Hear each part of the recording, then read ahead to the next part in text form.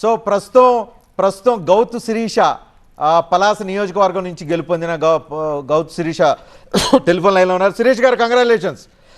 Thank you అండి రజనీకాంత్ గారు. శిరీష్ గారు, మీ గెలుపుని ఎలా మాటల రూపంలో ఎలా చెప్పగలుగుతారు? వైఎస్ఆర్పీ ప్రభుత్వం మీద జనాలకున్న అసహ్యం, ద్వేషం ఈరోజు తెలుగుదేశానికి అత్యంత బలమైన మెజార్టీ ఇప్పించిందండి. 5 సంవత్సరాలుగా రాష్ట్రాన్ని ఎలా నరకం చూపించారో, ముఖ్యంగా మీడియా సంస్థల్ని దగ్గర చేతిలో పెట్టుకొని నిజాలు ప్రజలకు తెలియనికుండా ఎలా చేసినా ప్రజలు నిజాలు తెలుసుకున్నారు. ప్రజలు సంక్షేమం, అభివృద్ధి ఉండే తెలుగుదేశం మరియు జనసేన, బీజేపీ, ఎన్డీఏ కూటమికి ఈరోజు అత్యంత అంటే ముఖ్యంగా జగన్మోహన్ రెడ్డి గారు ఏదైతే 151 సీట్లతోని మేము రికార్డ్ సృష్టించామన్నారో ఆ రికార్డ్ ని తోసిపుచ్చి ఈ రోజు తెలుగుదేశం పార్టీ రికార్డ్ సృష్టించింది. సో ఉత్తరాంధ్ర నుంచి మీరు ప్రాతినిధ్యం వహిస్తున్నారు. ఉత్తరాంధ్ర ప్రజా ప్రతినిధిగా మీరు ఏం ఎక్స్పెక్ట్ చేస్తున్నారు? 5 సంవత్సరాల్లో ఉత్తరాంధ్రకి సవతి తల్లి ప్రేమతోని ఉత్తరాంధ్ర మీద కపట ప్రేమ చూపిస్తూ ఉత్తరాంధ్రని ఎలా దోచుకున్నారో ప్రజలు 5 సంవత్సరాల తర్వాత చెంప పెట్టున ఈరోజు సమాధానం ఇచ్చారు.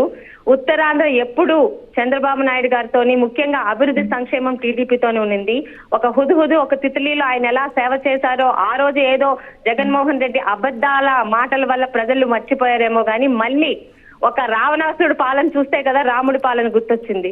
ఈ రోజు ఉత్తరాంధ్రలోని ఇప్పటి వరకు జగన్మోహన్ రెడ్డి గారు నిర్లక్ష్యం చేసిన మరియు ఈ రోజు ప్రాజెక్ట్స్ అన్ని కూడా చంద్రబాబు నాయుడు గారు 5 సంవత్సరాల్లో పూర్తి చేస్తారని నమ్మకంతో ఉత్తరాంధ్రని గతంలోకి అభివృద్ధి చేస్తూ ముందుకెళ్తారని ధీమాతో ఈరోజు ప్రజలందరూ ఉన్నారు. గౌతు లచ్చన్న లాంటి ఒక సీనియర్ మోస్ట్ ఒక సామాజిక వర్గానికి సంబంధించిన నాయకుడు కుమార్తెగా, వారసురాలుగా మీరేం ఎక్స్పెక్ట్ చేస్తున్నారు? మనవరాలండి, కుమార్తెని కాదు, ఆయన మనవరాలని. వారసురాలుగా మీరేం ఎక్స్పెక్ట్ చేస్తున్నారు?